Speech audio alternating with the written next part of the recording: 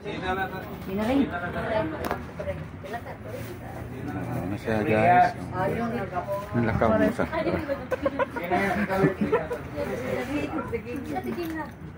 Okay, mag-pray ta. Ang pangalan ako ng Diyos, ako para may pagpasalamat Pinoon sa inyong pagkamaayo sa mga Diyos sa Father God. Labi na Lord, sa panahon Ginoong Diyos karong adlaw na celebration sa birthday ni Arlene. Ikaw ang naghahatag kaniya tuig protection sa mga provision sa iyang kinabuhi. Labi na sa iyang family Ginoong Diyos. Ang dako kay pagpasalamat namin Lord karong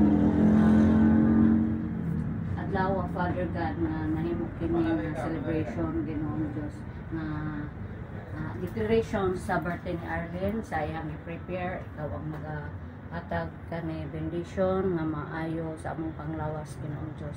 And we pray also God nga ikaw ang mag-continue sa paghatag kaniya o